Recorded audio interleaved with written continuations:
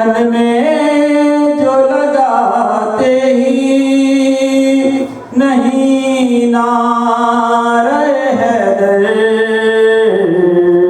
وہ جنگ تو کر لیتے ہیں جذبہ نہیں رکھتے۔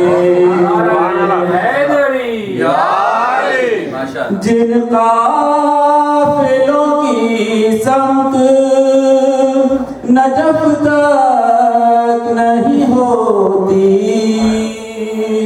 جن قافلوں کی سمت نجف تک نہیں ہوتی،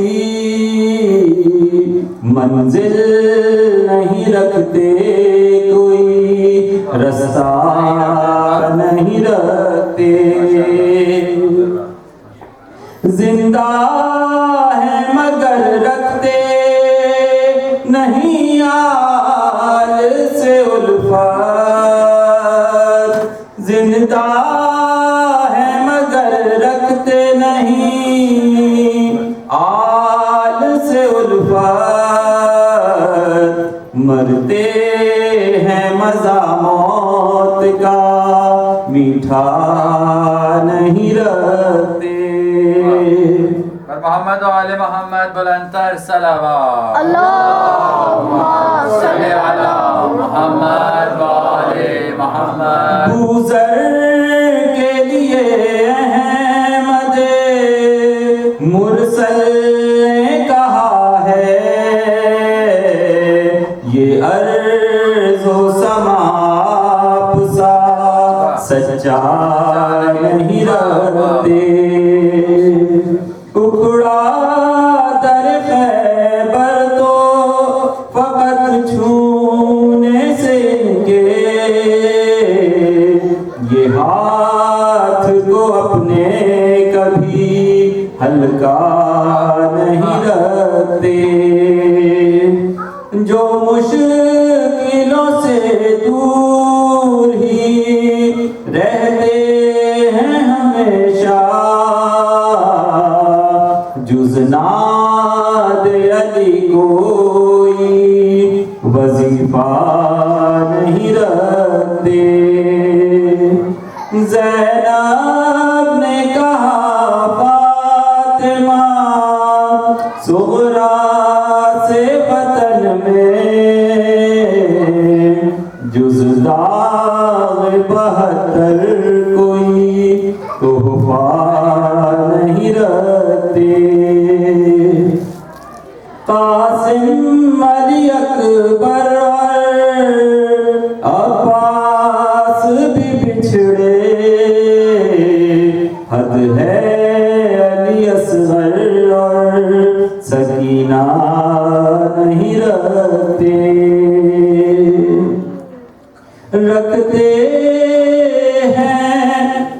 رکھتے ہیں او کوئی اور بھی ادیان سلمان، جو وصف خدا رکھے بندہ نہیں رکھتے۔ نعرہ حیدری،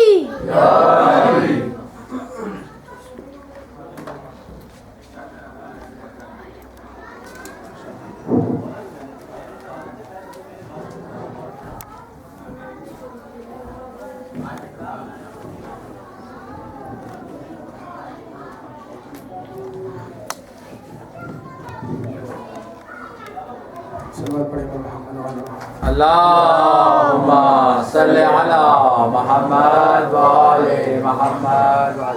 أعوذ بالله من الشيطان الرجيم، ولا حول ولا قوة إلا بالله العلي العظيم، فوض إلى الله إن الله بصير بالعباد، بسم الله الرحمن الرحيم، الحمد لله الذي دلع لسان الصباح بنطق تبلجه، وسرح قطع الليل المظلم بغياهب تلجلجه، وأتقن صنع الفلك الدوار في مقادير تبرجه، وشعشع ضياء الشمس بنور تعججه وصل اللهم على الدليل إليك في الليل الأليل والماسك من أسبابك بحبل الشرف الأطول والناصر الحسب في ذروة الكاهل الأعبل والثابت القدم على زحاليفها في الزمن الأول حبيبنا وطبيب نفوسنا أبي القاسم محمد اللهم صل على محمد وآل محمد وعلى الإمام الأشرف الأعلى المولى الأوصل مولانا ومقتدانا وهادينا بالحق أمير المؤمنين علي بن أبي طالب اللهم صل على محمد وآل محمد وأهل بيته الطيبين الطاهرين المعصومين المظلومين لا سيما على بقية الله في الأرضين وحجته على الخلائق أجمعين الإمام 12 الهادي المنتظر اللهم صل على محمد وآل محمد ولعنة الله على أعدائهم أجمعين من يومنا هذا إلى قيام يوم الدين رب اشرح لي صدري ويسر لي أمري واحلل عقدة من لساني يفقهوا قولي أما بعد فقد قال الله تبارك وتعالى في القرآن المجيد وهو أصدق القائلين وقوله الحق بسم الله الرحمن الرحيم يا أيها الذين آمنوا أطيعوا الله وأطيعوا الرسول وأولي الأمر منكم صلوات اللهم صل على محمد وآل محمد عزیزان ایمان مومن مومنات السلام علیکم وعلیکم السلام.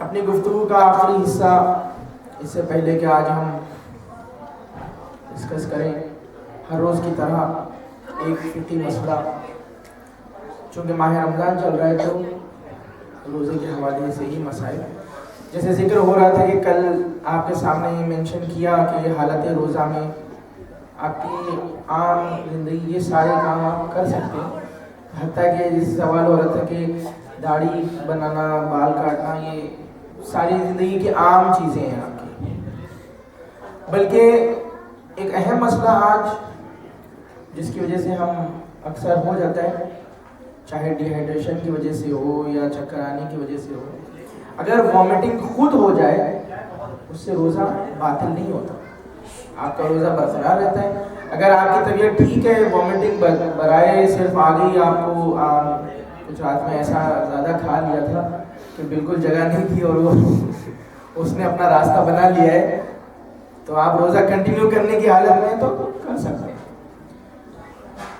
صرف اس صورت میں روزہ باطل ہوتا ہے کہ اگر زبردستی وامٹ کیا ہے وامٹنگ کو زبردستی لایا ہے اسی طرح تمام چیزیں جو دوسری روزے کی ہیں وہ ہو جائے اس سے روزہ باطل نہیں ہوگا لیکن اہم چیز یہ ہے ان اینی کیس جب ہم روزہ چھوڑ رہے ہیں چاہے اس وجہ سے ہو کہ آج بخار محسوس ہو رہا ہے چاہے اس وجہ سے ہو کہ آج طبیعت ٹھیک نہیں لگ رہی چاہے اس وجہ سے ہو کہ ہم جانتے ہیں کہ آج نہیں رہ پائیں گے وغیرہ وغیرہ تمام چیزیں ہر صورت میں اگر آپ کی کنڈیشن ایسی نہیں ہے کہ جس سے جان کا نقصان ہو تو اس روزے کے چھوڑنے کے بدلے آپ کو فدیہ بھی دینا ہے کفارہ نہیں ہے فدیہ ہے اگر عذر شرعی ہے عذر شرعی نہیں ہے تو پھر تو کفارہ بھی ہوگا عذر شرعی ہے تو فدیہ بھی دینا پڑے گا ہر ایک روزہ جو چھوڑ رہا ہے وہ ہر ایک روزے کا 750 گرام مثال کے طور پہ ایون جو آپ سفر کر رہے ہیں صرف اس میں آپ کو فدیہ دینے کی ضرورت نہیں ہے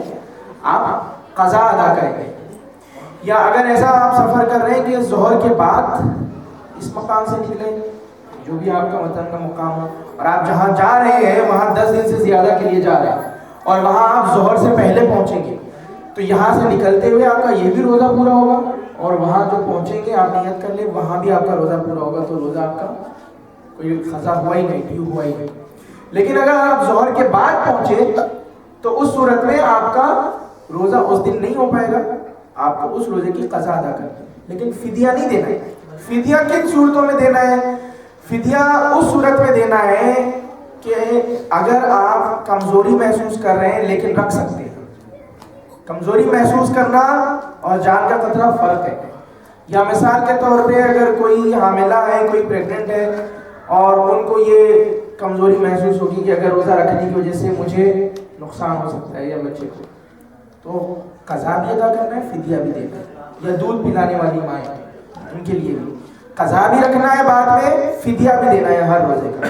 لیکن کوئی اتنے ضعیف ہے کہ وہ رکھ ہی نہیں سکتے روزہ، ان کے لیے نہ قضا ہے نہ فدیہ ہے. صلوات پڑھیں محمد والے اللہم صلی علی محمد وآل محمد. نعرے حیدری یا علی بر محمد وآل محمد بلند الصلوات.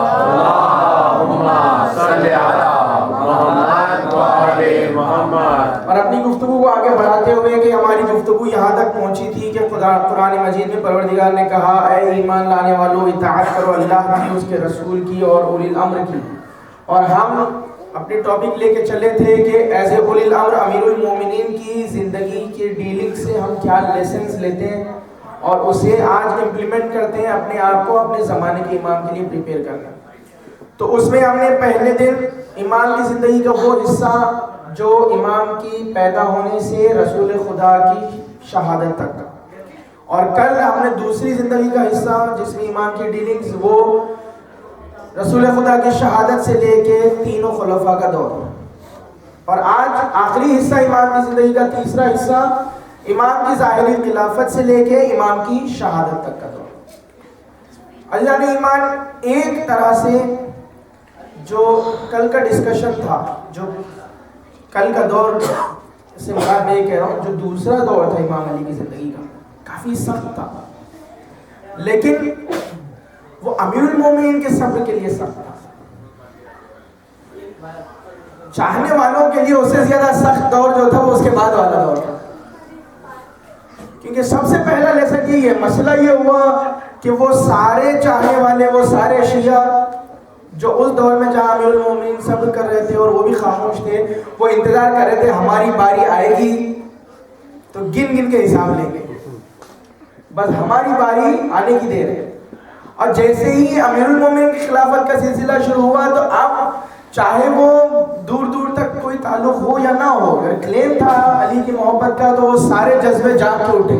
اب انہوں نے کہا اب تو پورا حساب کتاب کرنا ہے، فلاں نے مجھے مارا تھا، فلاں نے مجھ پہ ظلم کیا تھا، فلاں نے یہ کیا تھا، فلاں نے وہ کیا تھا، اب تو میرا دور ہے، میرے مولا کا دور ہے، اب میں ہر ایک سے کھل کے حساب لوں گا. لیکن علی نے سب سے پہلا اعلان یہی کیا کہ میں تو ان کا بھی حساب لوں گا، میں تو تمہارا بھی حساب لوں گا. جیسے ہی علی نے یہ کہا کہ ہر ایک کو ایک ہی ترازو میں رکھا جائے گا، ہر مسلمان کو اسی طرح دیکھا جائے گا. اگر تمہارے پاس مال ہے تو اس وجہ سے تمہیں نہیں چھوڑا جا سکتا کہ تم نے علی کی محبت کا دعویٰ بھرا. اگر تمہارے پاس دولت ہے، تمہارے پاس کنیزیں ہیں، تمہارے پاس غلام ہے، تمہارے پاس زر و زیور ہے، تمہارے پاس اتنا کچھ سرمایہ تم نے جمع کیا ہے، تو علی نے کہا چاہے تم علی کے چاہنے والے ہو یا نہ ہو، علی کی محبت کا دم بھرتے ہو یا نہ بھرتے ہو، بیعت کرنے والوں میں سب سے آگے پہلے ہو یا نہ ہو، حساب سب کے ساتھ اسی طرح کیا جائے گا. سب سے پوچھا جائے گا یہ کہاں سے کمایا ہے، یہ انصاف سے کمایا ہے کہ نہیں کمایا. صلوات پڑھیں محمد والے اللہم صلی علی محمد وآل محمد. بہت بڑا مشکل مسئلہ ہی ہے. اگر ہم اس لیسن کو ہم اپنے لیے آج کے دور میں امپلیمنٹ کریں تو کیا ہمارے پاس اتنی ہمت ہے کہ امام زمانہ آ جائیں اور یہ کہا جائے کہ اب ہمارا محاسبہ ہوگا تو کیا ہم امام کا ساتھ اسی طرح دیں گے؟ ابھی ہم یہ کہیں گے کہ مولا ہم تو الجل کہتے رہے، آپ آئے، ابھی آئے نہیں، آپ نے ہمارے ہی ساتھ پہلے. اسی لیے تو ہمیں پریپریشن کرنا ہے کہ ہم جو العجل کہہ رہے ہیں اس الاجل کی پریکٹیکل ترجمانی یہی ہے کہ مولا میرا حساب کتاب برابر ہے، آپ آ جائیں وہی میرے لیے سب سے بہتر ہے. بہت اہم ہے کہ میں اسلامی تعلیمات کو اہمیت زیادہ دیتا ہوں یا نہیں دیتا ہوں اسی طرح، کیونکہ آنے والا امیر المومنین کا جانشین ہے، سخی کا فرزند ضرور ہے لیکن وہی عدالت علی کا وارث ہے، وہی نظام اسلام کو برپا کرنے آ رہا ہے. بلکہ تمام اماموں نے رسول خدا کے بعد سے ہر امام کی تمنا یہی ہے، آرزو یہی ہے، امیر المومنین سے لے کے آج تک جب 12واں آئے گا تو وہ توحید کے پرچم کو منوائے گا. یہاں نفاذ ہے، وہاں تک حفاظت تھی، یہاں نفاذ ہے، نفاذ پرچم توحید کریں گے 12ویں امام. کوئی ایکسکیوز نہیں ہے اس کے بعد کوئی آپشن نہیں ہے، کوئی بھاگنے کا راستہ نہیں ہے. تو یہ ہمارے لیے لیسن ہے کہ کیا ہم اتنے تیار ہیں.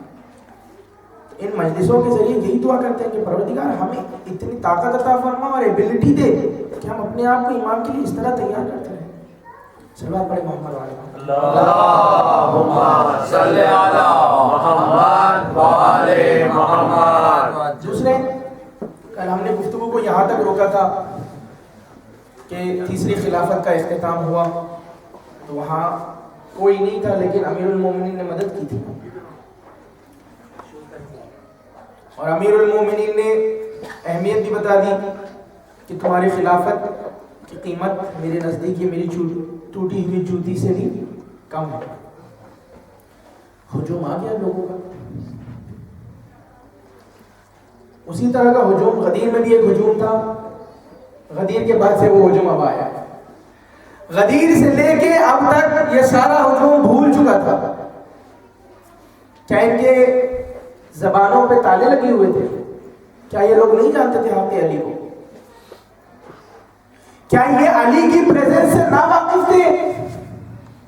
ایسا نہیں ہے کہ ان میں ایسے لوگ تھے جو اسلام سے بے خبر تھے، نہیں، اصحاب رسول ہیں، مقدس لوگ ہیں،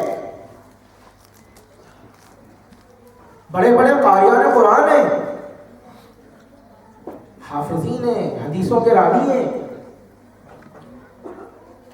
اتنا عرصہ علی کے حق کو بھول کے رہے، کس طرح جواب دیں گے؟ بہرحال ہجوم آ گیا، یا علی اب آپ بیعت کریں، کوئی نہیں ہے آپ سے بہتر. جب شورا کمیٹی ہوئی تھی تیسری خلافت کے موقع پر بھی یہی کہا گیا تھا، کتاب خدا، سنت رسول اور سنت شیخین. لیکن امیر المومنین نے انکار کیا تھا، صرف کتاب خدا سنت رسول، جو کچھ اسلام میں ہے صرف کتاب خدا سنت رسول. اسی لیے امیر المومنین کو کوشش کی گئی کہ وہ تیسرے موقع پہ نہیں، جب چوتھے موقع پہ آئے تو اس سے زیادہ سخت احکام دیا امیر المومنین. جب تو تم صرف ایک اس پہ چلے گئے تھے نا، اب علی نے کہا کہ اب اگر قبول کروں گا تو نہ صرف کتاب خدا اور صرف سنت رسول بلکہ ان تمام لوگوں سے حساب لوں گا جنہوں نے ظلم کیا ہے، ان تمام کے بعد جنہوں نے مال جمع کر کے رکھا ہے ان سے حساب لوں گا کہ کہاں سے حاصل کیا ہے، ان تمام غلاموں سے ان کے آقاؤں کے بارے میں پوچھوں گا کہ ان کے آقا ان پہ ظلم کرتے ہیں یا محبت سے پیش آتے ہیں، ان تمام حقوق سے پوچھوں گا اگر یتیموں کے لوٹے گئے ہیں، ان تمام حقوق سے پوچھوں گا اگر مسکینوں کو کھانا نہیں ملا ہے، ان تمام حقوق کے بارے میں پوچھوں گا جو بیت المال سے لوٹے گئے ہیں. اگر ان تمام باتوں پہ متفق ہو تو بیعت کرو. ٹھیک ہے، جوش تھا، بیعت کر لی. جب بیعت کر لی، دیکھیں جانشین رسول کا یہ بھی ایک اہم مقام ہے.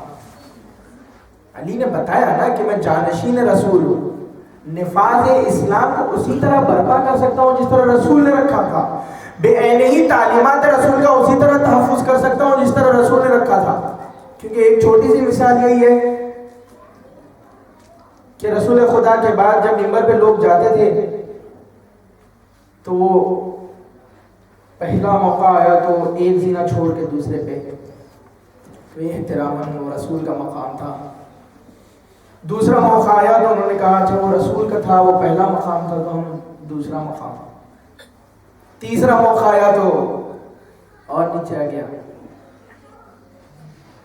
میرے خیال سے اب لوگوں کو یہ تشویش ہوئی ہوگی کہ اب علی کہاں جائیں گے. ابھی 2 نیچے ہیں اور سیدھے،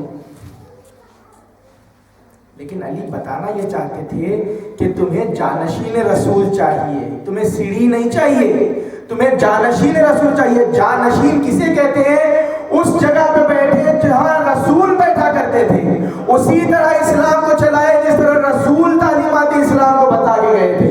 تو علی نے ان تمام مقامات پہ اپنا قدم رکھتے ہوئے اس مقام پہ جا کے بیٹھے جہاں رسول کا مقام ہے، کیونکہ وہ رسول کا مقام صرف اور صرف شایان شان ہے اسی کے جو جانشین رسول ہے. صلوات پڑھے محمد وآل محمد. اللہم صلی علی محمد وآل محمد. بھائی اتنا عرصہ کوئی جانشین تھا ہی نہیں، اسی لیے جگہ پہ جا کے بیٹھا نہیں. جانشین اب آیا ہے اسی لیے جا کے رسول کی جگہ پہ بیٹھا ہے. اور امیر المومنین نے خطبہ دیا. مسئلہ یہ ہوا کہ وہ تمام لوگ جو بڑا ہجوم علی کی بیعت کر چکا، اب انہیں سیکیورٹی کنسرن ہوا کہ اب حساب کتاب شروع ہو رہا ہے تو اب یہاں سے اسکیپ کیسے لیں. ہم سمجھ رہے تھے صرف کہنے کے لیے کہہ دیا ہے علی نے، لیکن یہ تو واقعاً پکڑے جا رہے ہیں. ایک گروہ تھا.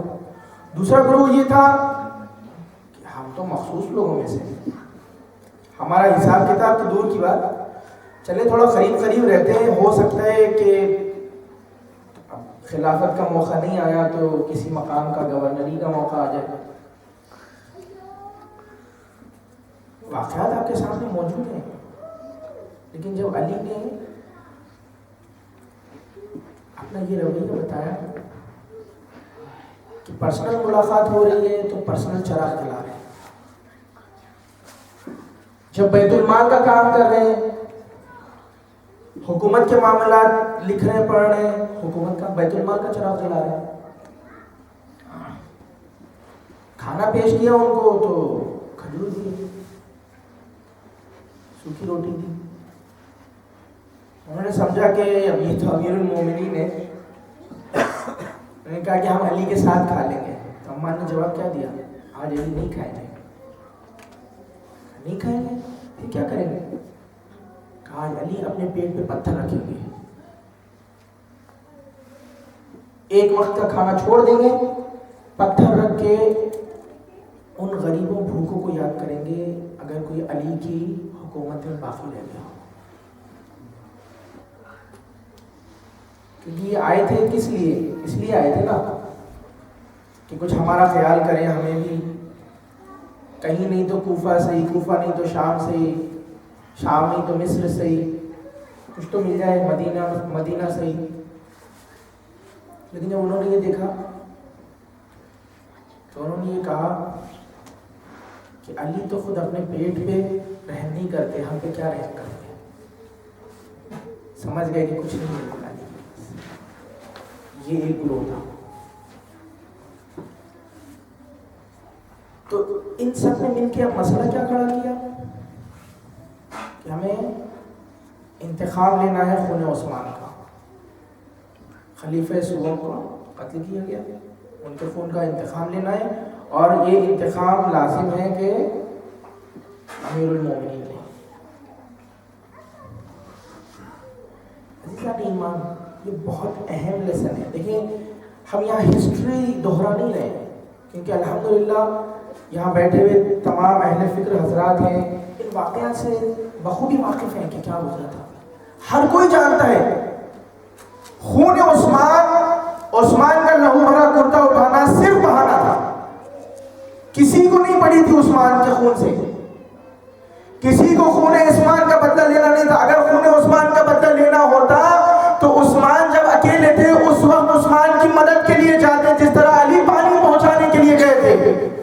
اگر عثمان کا اتنا خیال ہوتا تو اس وقت عثمان کی مدد کے لیے جاتے جب ان کا گھر گھیر لیا گیا تھا اور انہیں قتل کیا جا رہا تھا. ان کے گھر والے سارے حصار میں تھے، جہاں علی کے بیٹے حفاظت کر رہے تھے اور زخمی ہوئے تھے، بلکہ وعدہ کیا کہ لشکر بھیجیں گے لیکن کوئی مدد نہیں بھیجی نا. کلیئر لیسن مل رہا ہے، ہدف کچھ اور تھا، نام کچھ اور تھا. عزیزان ایمان، ہماری زندگی میں ایسا بہت سے موقعوں پہ ہو جاتا ہے، نیک کاموں میں ہم ایکسکیوز کچھ اور لیتے ہیں لیکن ہدف ہمارا کچھ اور ہو جاتا ہے. یہ بہت اہم لیسن ہے. یہ جو خون عثمان کا ہدف بنا، کیسے کیسے لوگ اس کی نظر ہو گئے، کیسے کیسے لوگ اس کی نظر ہو گئے. اولی الامر کی اطاعت واجب ہے نا. تاریخ اسلام کے لیے کتنا اہم سوال کھڑا ہو گیا کہ کون حق پہ تھا، زوجہ رسول یا اولی الامر خلیفہ رسول. الجھ کے رہ گئے مسلمان، کہاں سے حل کریں گے؟ کیسے کیسے اصحاب کہ جس کے قریب آ کے علی نے افسوس کیا، افسوس ہے کہ تم نے اسلام کے آغاز میں کتنی نصرتیں کی، کتنی جانیں سارے کی، لیکن اپنا انجام اس طرح کر لیا. کیونکہ یہ بہت کریٹیکل ٹائم ہوتا ہے جہاں انسان کا ارادہ، جہاں انسان کا خلوص اور نیت باطن طور پر بیک گراؤنڈ میں ایک اور ہدف لے کے جاتا ہے اور ظاہر کچھ اور ہدف کہتا ہے. اور ہمارے ظاہر کے کہنے والے ہدف کو ہم یہ سمجھتے ہیں، مطلب میں مثال دے رہا ہوں، لوگ یہ سمجھ رہے ہیں کہ بھئی ہم تو اچھا کام کر رہے ہیں، انتخاب میں خون عثمان لے رہے ہیں، مسلمانوں کا خلیفہ قتل کیا گیا ہے، لیکن اس کی وجہ سے پھر سے مسلمانوں میں ہیوک برپا ہو گیا، پھر سے جنگ ہوئی، پھر سے خون بہا. اور ان تمام چیزوں کے علاوہ اولی الامر کا ساتھ چھوڑ دیا. اسی لیے جو بھی کرنا ہے اس کے لیے ہدف اولی الامر بہت ضروری ہے، اور جو بھی ہمیں کرنا ہے اس ہدف کی کامیابی کے لیے ہمارا صبر اور استقامت اتنا ضروری ہے کہ جس طرح مالک اشتر جیسوں نے بتایا ہے. صلوات پڑھیں محمد والے اللہم صلی علی محمد وآل محمد. مجھے اندازہ ہے کہ یہ آج کا تھوڑا سا سبجیکٹ ڈرائی بھی ہو سکتا ہے، لیکن اگر آپ حضرات کے صلوات کی آواز ساتھ ہے تو انشاءاللہ اللہم صلی علی محمد وآل محمد. وہی جنگ جمل تھی. ایک اور لیسن دیکھ لیں کہ ہر مقام پہ علی نے ایک یہ بھی پریفرنس بتائی ہے کہ اولاد رسول، وقت کا اولی الامر، اسلام اور تمہاری پریفرنسز. جب جنگ چل رہی تھی تو دوران جنگ امیر المومنین نے محمد حنفیہ کو بھیجا، بیٹا جاؤ حملہ کرو، اس اونٹنی کو ختم کرو. تو واپس آؤ. محمد حنفیہ نے زبردست جنگ کی، بہت بہترین حملہ کیا، لیکن اس اونٹنی تک پہنچ نہیں سکے. اتنا زیادہ شدید حلقہ تھا، اونٹنی تک نہیں پہنچ سکے. بہت زیادہ شدید حملہ کیا اور اس کے بعد واپس. جب جناب محمد حنفیہ آ گئے، ان سے نہیں ہوا تو امیر المومنین نے امام حسن کو بھیجا، بیٹا جاؤ. دیکھیں یہ دوسری ایگزامپل ہے. دنیا سمجھ رہی ہے حسن کو کہ صرف قلم رکھتے ہیں. حسن نے تلوار چلا کے بتایا ہے جمل میں کہ کیسی تلوار رکھتے ہیں. کیونکہ پہلی مجلس کا میرا جملہ یہی تھا کہ صبر صرف وہی کر سکتا ہے جو بہادر ہے. حسن اتنے بہادر تھے کہ صبر کر کے بتایا کہ حسن جیسا صبر کر سکو تو کر کے بتانا، کوئی اور کر نہیں سکتا. ایک ہی حملہ کیا امام حسن نے، ایک ہی حملے تک اونٹنی تک پہنچے، ایک وار سے اونٹنی کے پیروں کو کاٹا، جنگ فتح ہوئی، تکبیریں بلند ہوئی، واپس آ گئے. جب امام حسن کامیاب ہو کے واپس آئے نا، محمد حنفیہ نے اپنے سر کو جھکا لیا، ایک شرمندگی کا احساس کیا. شاید میں نے حملہ کیا، کوئی کمی رہ گئی تھی، میں پورا نہیں کر سکا. کیا مقام ہے علی کا. علی نے مسکرا کے محمد حنفیہ کی طرف دیکھا اور کہا محمد کن خیالوں کا شکار ہو رہے ہو؟ تم میرے بیٹے ہو، حسن فرزند رسول ہے، وہ فاطمہ کا لال ہے، تم میرے بیٹے ہو، تمہارا اور شیر زہرا کا مقابلہ نہیں ہو سکتا. اپنے آپ کو ان کا غلام سمجھنا. صلوات پڑھیں اللہم صلی علی محمد و آل محمد. کتنا اہم لیسن دے رہے کہ میرا بیٹا ہونے کے باوجود اولاد فاطمہ پہ قربان ہے. یعنی جو رسول خدا کی حدیث ہے کہ ہماری پریفرنس یہ ہو کہ اہل بیت پر اپنی جان، مال، اولاد، ماں باپ نثار ہو جائے، اس کا ایک درس اپنے بیٹے کو لے کے علی خود دے کے بتا رہے ہیں کہ فرزند رسول پہ اس طرح جانثاری ہونا چاہیے کہ تم میرے بیٹے ہو اور تم فرزند رسول پہ جانثار ہونا چاہیے. کتنا بہترین لیسن ہے، اور آج ہمیں وہی لیسن کی ضرورت ہے. اسی جنگ میں ایک اور اہم لیسن ہے، یعنی محمد ابن ابی بکر جیسا کوئی اور درس مل نہیں سکتا انسان کو. کوئی اور اس کے بعد ایکسکیوز نہیں مل سکتی کہ اس گھرانے میں، اس گھرانے میں، اس طرح تربیت، اس طرح تربیت. کوئی ایکسکیوز نہیں ہے اس کے بعد.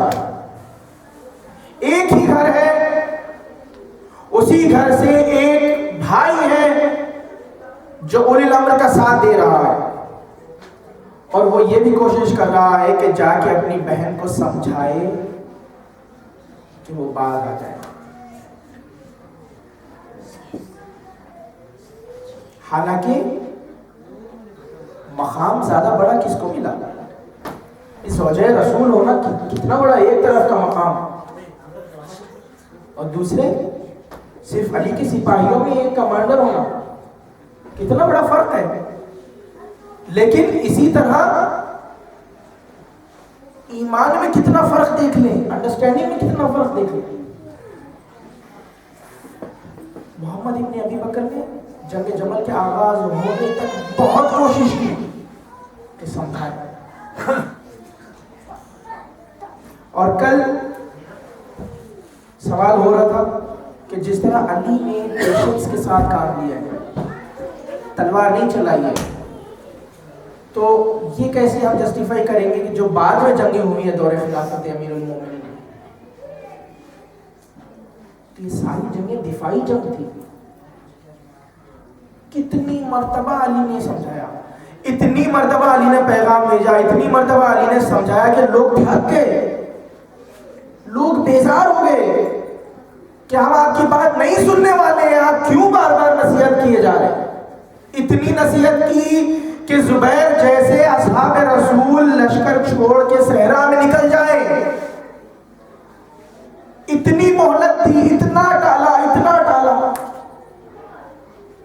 لیکن جب کوئی آپشن نہیں رہا تو دفاع تو کرنا پڑے گا. اور اسی طرح ابھی جنگ جمل ختم نہیں ہوئی تھی تو جنگ صفین کا سلسلہ شروع ہوا. جنگ صفین کے لیسنز ہمیں اندازہ ہے کہ کیا کیا ماحول رہا، لیکن سب سے اہم ماحول یہ تھا کہ جو لوگ علی کے ساتھ تھے وہ بار بار شک کر جاتے تھے امیر المومنین، اطاعت نہیں کرتے تھے. کیونکہ یہ جو ہے نا اطیع اللہ و اطیع الرسول و اولی الامر منکم، یہ جو اطاعت ہے نا، یہ فیکٹر کی کمی تھی. جب تم سے کہا ہے کہ یہ کرو تو کرو، تم نے اطاعت قبول کی ہے نا. اور اطاعت بھی کس کی اطاعت قبول کی ہے؟ تمہارا کلاس ٹیچر نہیں ہے، تمہارا پرنسپل نہیں ہے، تمہارا باس نہیں ہے کوئی کمپنی کا، تمہارے بزنس کا مالک نہیں ہے، تمہارے نفس کا مالک ہے. بیعت کسے کہتے ہیں؟ بیعت کا مطلب یہی ہے کہ تم اپنی ہر پریفرنس کو چھوڑ کے، اپنے نفس کو چھوڑ کے، اپنے ایگو کو چھوڑ کے، اپنے انٹلیکٹ کو چھوڑ کے ہر چیز کو علی کے ہاتھ میں دے کے بیعت کرتے ہو کہ یہاں سے جو بھی سے ہوگا وہ میرا نہیں ہوگا، علی کا سے ہوگا۔ جب تم نے بیعت کر لی ہے تو پھر اس کے بعد تمہارا سے کہاں سے آتا ہے؟ تمہاری بات کہاں سے آئی؟ تمہاری پریفرنس کہاں سے آئی؟ کتنی آسان ایگزامپل تھی کہ فرات قبضے میں ہے لیکن اس کے باوجود چھوڑ دیا۔ ہیلے کا بہانہ مالک اشتر کہتے رہ گئے، ان کے ساتھی کہتے رہ گئے، لیکن لوگ بھاگنے لگے۔ کیا فرات کا رخ بدل رہے، ہم سب پانی میں بہہ جائیں گے۔ تمہارا اولی الامر تم سے بہتر لکھا ہے۔ جب تم کفن پہن کے نکلے ہو کہ علی کی رکاب میں شہید ہونا ہے تو چاہے میدان میں تلوار کے ذریعے شہید ہو جاؤ، چاہے پانی کے ذریعے بہہ کے شہید ہو جاؤ، یہ تو تمہارے نصیب میں جو ملے۔ اگر تم نے سر پہ کفن باندھ کے نکلا تھا تو تمہاری تو یہ تیاری ہونی چاہیے تھی، نہیں، لیکن چونکہ اس اطاعت میں کمی تھی، یہی وجہ تھی کہ بھاگنے لگے۔ اور جب پتا چلا کہ یہ تو ایک ہیلا تھا، پھر آگے واپس سوری غلطی ہو گئی ہم سے، استغفر اللہ و اتوب الیہ، معاف کر دیں، پھر سے بیعت کرنے کے لیے آگا۔ عزیزان ایمان، کتنا بڑا لیسن ہے کہ ایسے لوگوں کے بار بار واپس آنے سے مالک اشتر کو تکلیف ہوتی رہی لیکن مالک اشتر برداشت کرتے رہے۔ یہ بیسٹ ایگزامپل ہے کہ کمیونٹی جو بنتی ہے، وہ جو اتحاد بنتا ہے، ایسے ہر ایک فرد کو ایکوموڈیٹ کرنا پڑتا ہے، اور اس ایکوموڈیٹ کرنے کے لیے وہاں مالک اشتر درس دے رہے ہیں۔ انہوں نے علی سے یہ نہیں کہا کہ یا علی ان کی وجہ سے ہمیں بار بار شکست ہو رہی ہے، بار بار شرمندہ ہونا پڑ رہا ہے، آپ انہیں اپنی بزم سے نکال دیں، ہمارے پاس 2 ہی صحیح لڑنے والے، 10 نہ ہو لیکن خالص ہو وہ کافی ہے۔ نہیں، لیکن جانتے تھے کہ اولی الامر مجھ سے بہتر جانتا ہے، میں میرے درمیان ان کے رہنے کو، بار بار اذیت دینے کو برداشت کر لوں گا، اس سے بہتر کہ میری اطاعت میں کمی ہو جائے علی کی۔ صلوات پڑھیں محمد والے اللہم صلی علی محمد وآل محمد۔ صرف یہی نہیں، اس سے زیادہ اور مالک اشتر نے حملہ کیا، جانتے ہیں آپ کیا ہوا؟ ایک ہی حملے میں پانی واپس مل گیا، فرات آ گیا وہی قبضے میں۔ جب فرات قبضے میں آ گیا نا تو کچھ علی کے چاہنے والے جو تھے جنگ صفین کے، وہ یہ سمجھ رہے تھے اب تو ہم معاویہ میں پانی بند کریں گے، اسی لیے یہاں یہ جملہ کہنا پڑتا ہے۔ وہ یہ سمجھ رہے تھے اب تو ہم پانی بند کریں گے، لیکن معاویہ نے اپنے لوگوں کو بھیجا علی اور پانی بند کریں گے، ممکن نہیں ہے، تم جاؤ پانی مل جائے گا۔ اسی لیے جملہ کہنا پڑتا ہے کہ وہ علی کو ان سے زیادہ پہچانتے تھے جو علی کی محبت کا دعویٰ کر رہے تھے۔ عشق علی کے دعوے داروں سے دشمنان علی کو زیادہ پہچانتے تھے، زیادہ معرفت رکھتے تھے۔ اسی لیے تینت خراب بغض پہ تلے ہوئے تھے، جانتے تھے کہ علی کا مقام کیا ہے۔ عزیزان ایمان، یہی لیسن ہمارے لیے کہ جب وہ آئے پانی کے لیے، پانی دے دیا، علی نے کہا میں پانی بند نہیں کروں گا، خدا کی نعمت ہے، فراوانی ہے، پہرا ہمارا رہے گا، پہرا ہمارا رہے گا، لیکن جو بھی آئے اسے پانی دیا جائے گا۔ پانی کو کسی ممکن ہی نہیں ہے کہ علی جیسا کسی پہ پانی بند کرے۔ راتوں کو لوگوں کو روٹی اور کھانا دینے والا پانی بند کرے کسی، پانی دے دیا۔ لوگ ناراض ہوئے علی سے کہ ہم نے اتنی مشکل سے حملہ کر کے فرات کو قبضے میں لیا ہے، تو فائدہ کیا ہوا؟ آپ پانی سے دے۔ عزیزان ایمان، یہی چھوٹے چھوٹے لیسنز ہیں کہ کیا ہمارے امام زمانہ کے سامنے ہماری اسی طرح چونچرا ہوگی یا ہم ایکسیپٹ کر لیں گے جو بھی ہوگا؟ ہمارا کتنا پریپریشن ہے اپنا سیلف، جس کو ہم دنیا میں دشمن سمجھتے ہیں، جو اسلام کا نام خراب کر رہے ہیں، مسلمانوں کو کاٹ رہے ہیں، نہیں معلوم کچھ بھی ہو، اگر ان کے ساتھ محبت سے پیش آنے کے لیے ہمیں کہا جائے تو کیا ہمیں اتنی ہمت ہے کہ ہم وہ کر سکیں گے؟ اس سے بڑھ کے ایگزامپل بتایا بلکہ مالک اشتر کا. اسی لیے مالک اشتر کی زندگی علی کے چاہنے والے کے لیے بیسٹ ایگزامپل ہے. ورڈز میں کہنا بہت آسان ہے، پریکٹیکلی بہت مشکل ہے. یعنی مالک اشتر اس مقام پہ ہیں کہ جہاں تھوڑی سی کچھ منٹوں کی مہلت دے دیں معاویہ کے خیمے کو اکھاڑ پھینکیں گے، جنگ صفین کا معاملہ ختم ہو جائے گا. نہیں، علی کا حکم آ گیا، روک لو تلوار. مالک نے روک لی. مالک نے یہ نہیں کہا کہ علی کا حکم آیا ہے، اس سے پہلے کہ میں حکم کو تفصیل سے سنوں، میں چلے کام کر دیتا ہوں تاکہ پھر بعد میں مولا سے ایکسکیوز کر لوں گا. مالک جانتے ہیں کہ علی ہر علم سے واقف ہے. مالک جانتے ہیں کہ علی کو معلوم ہے کہ میرا پیغام تم تک پہنچ گیا ہے، اور اگر تم نے اپنا ہاتھ روکا یا نہیں روکا. مالک نے اپنا ہاتھ روک لیا. علی کا حکم ہے، جس اولی الامر کا حکم ہے، جس کے لیے لڑ رہا ہوں، اس نے حکم دیا ہے کہ رک جاؤں تو رک جاؤں گا، وہاں میری مرضی شامل نہیں ہوگی. اسی طرح جس طرح علی نے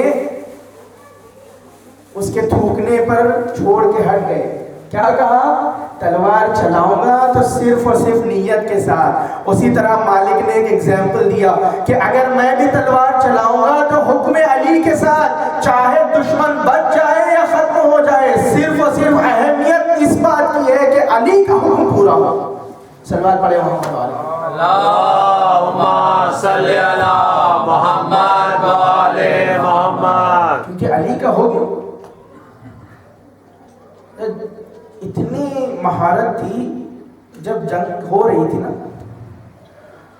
وہ ہر ایک کے قتل کرنے پر مالک بھی تکبیر بلند کرتے تھے اور ہر علی کی تکبیر کو بھی سنتے تھے. بڑا غور سے سنیں. تو کچھ تکبیروں کے بعد مالک کو خوشی محسوس ہونے لگی. اسے محسوس ہونے لگا کہ میری بھی اتنی ہی تکبیریں ہوئی ہیں جتنی علی کی تکبیریں ہوئی ہیں. جذبہ محبت کا جذبہ ہے. مسکرانے لگے. علی نے پلٹ کے مالک کی طرف کہا، مالک تم صرف یہ دیکھ رہے ہو کہ تمہاری اور میری تکبیریں اتنی ہی ہیں جتنی تمہاری ہیں، برابر ہیں، لیکن یہ فرق نہیں دیکھ رہے کہ تم ہر اس کے سامنے تلوار چلاتے ہو جو تمہارے سامنے آتا ہے، لیکن علی صرف اس پہ تلوار چلاتا ہے جس کی 7 نسلوں میں اگر کوئی مسلمان ہے اسے چھوڑ دیتا ہے، نہیں ہے تو اس پہ تلوار چلاتا ہے. صلوات پڑھے محمد علیہ. اللہم صلی علی محمد و آل محمد.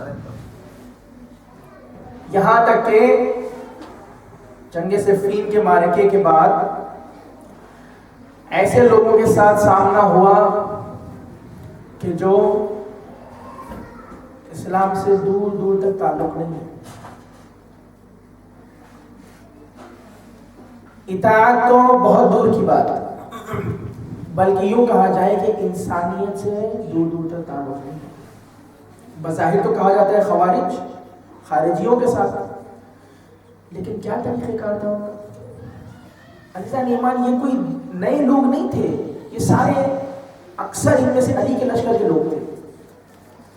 ابن خباب کے ساتھ کیا کیا انہوں نے؟ ابن خباب کو قتل کیا، اس کی حاملہ زوجہ کو قتل کیا، شکم کو چاک کیا.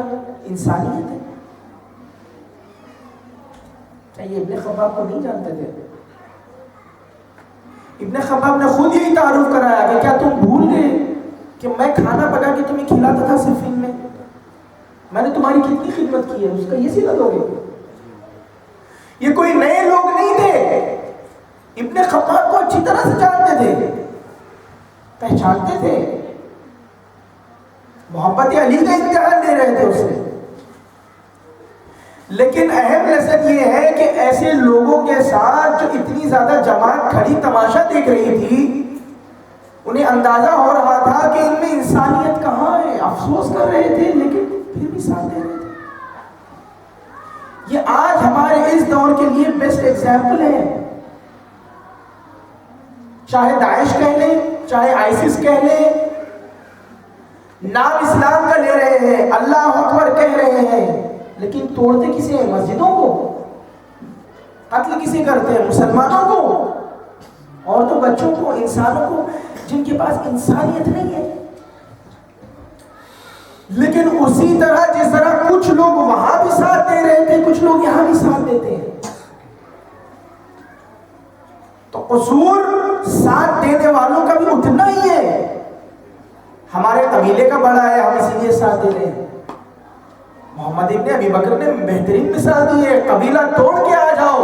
علی کی محبت کوئی قبیلے کی خیر نہیں رکھتی.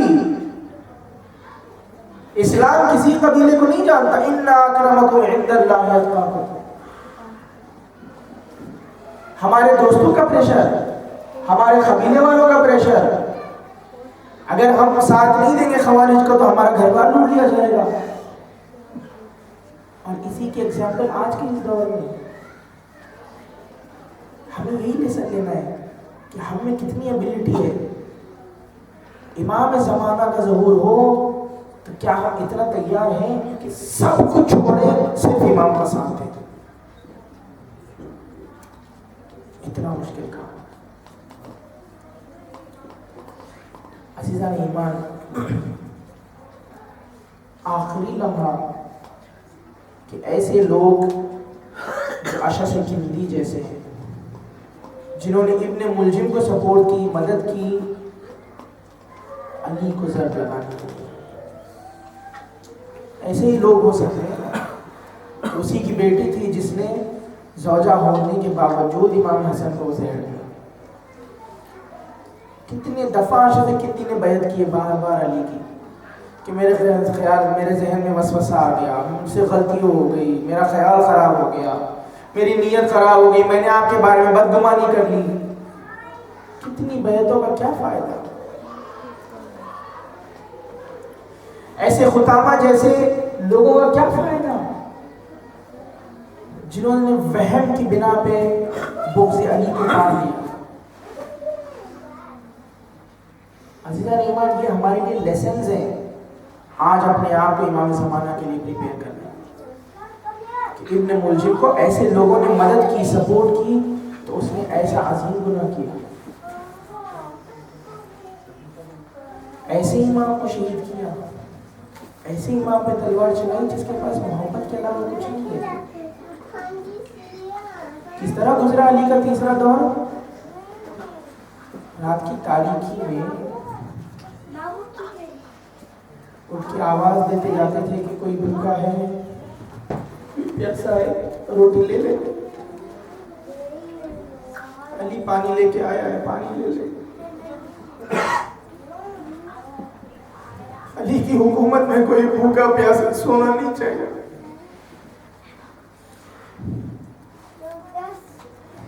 ہماری گفتگو مقام علی تک یہاں تک پہنچی. مولا وصیتیں کر رہے تھے نا، تو ان وصیتوں کو تین مصروں میں شاعر نے اس طرح ختم کیا ہے کہ جب عباس رونے لگے تو امیر المومنین نے عجب نہیں کیا کہا ہوگا کہ رو کر کہا مولا نے ابس اس کو ہے وسواس، کیوں میرا عباس نہیں آتا میرے پاس. یہ سن کے پھرے سر کو جھکائے ہوئے عباس اور باندھ کے ہاتھوں کو کیے عرض بسدیاس کہ وہ درد ہے مجھ کو کہ افاقہ نہیں بابا، ان سب کا ہے آقا میرا آقا نہیں بابا. فرمایا علی نے کہ نہ رو اے میرے دلدار، کیوں روتے ہو، جیتا ہے ابھی حیدر کرار. بے وارث و والی تمہیں چھوڑوں گا نہ زنہار، لو دولت کونین تمہیں دیتا ہے غفار۔ اللہ سلامت رکھے مولا کو تمہارے، روٹھو نہ بلاتا ہوں میں آقا کو تمہارے۔ پھر رو کے کہا راضی تقدیر کو لاؤ، مظلوم کو لاؤ، شہ دلگیر کو لاؤ، شمع لحد صاحب تطہیر کو لاؤ، اور شبیر کو لاؤ، میرے شبیر کو لاؤ۔ لاؤ اسے آفت کا فلک جس پر گرے گا، سر جس کا اسی کوفے میں سرنگ بگھرے گا۔ امام حسین کے ہاتھ میں عباس کا ہاتھ دیا نا مولا، لیکن ان تمام وصیتوں میں ایک اور وصیت تھی جو بڑی دردناک تھی۔ وہ اس وصیت کا لمحہ تھا کہ جہاں علی نے صرف زینب کو بلایا، صرف زینب سے گفتگو کی، وصیت کرنا چاہتا ہوں۔ زینب کو بٹھایا، کہا بیٹی زینب تمہیں بڑے اہم کام کے لیے امتحان دینا ہوگا۔ کہا زینب یاد رہے کہ کربلا کے میدان میں تمہاری آنکھوں کے سامنے بھرا گھر اجڑ جائے گا، بیٹی صبر کرنا۔ زینب نے کہا بابا صبر کروں گی۔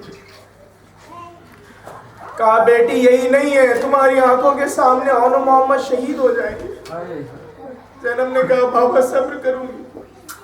کہا بیٹی یہی نہیں ہے، تمہاری آنکھوں کے سامنے علی اکبر کے سینے میں برچھی لگے گی، جوان لال خون میں غلطہ ہو جائے گا۔ زینب نے کہا بابا صبر کر لوں گی۔ علی نے کہا بیٹی یہی نہیں ہے، ظلم یہاں ختم نہیں ہوں گے۔ کہا زینب عباس کے بازو کاٹے جائیں گے، دریا کے کنارے لاشا تڑپ رہا ہوگا۔ زینب نے کہا بابا صبر کر لوں گی۔ کہا بیٹی زینب یہی نہیں ہے، 3 دن کی بھوک و پیاس میں میرا لال حسین شہید کر دیا جائے گا، دیکھتی رہو گی، فریاد کرتی رہو گی، کوئی مدد کرنے والا نہ ہوگا۔ زینب نے کہا بابا صبر کر لوں گی۔ اس کے بعد علی کا چہرہ سرخ ہونے لگا، آنکھوں میں آنسو بھر آئے اور کہا زینب لیکن مصائب یہاں رکیں گے نہیں، حسین کی شہادت کے بعد خیموں میں آگ لگائی جائے گی، تیرے سر سے چادر چھینی جائے گی، یہی کوفہ و شام میں قیدی بنا کے پھرایا جائے گا۔ زینب کی آنکھوں میں آنسو بھر گئے، کانپتے ہوئے زینب نے کہا بابا برداشت کر لوں گی، لیکن ایک وعدہ کرے، جب بھی مدد کے لیے پکاروں اپنی بیٹی کی مدد کرنے آ جانا۔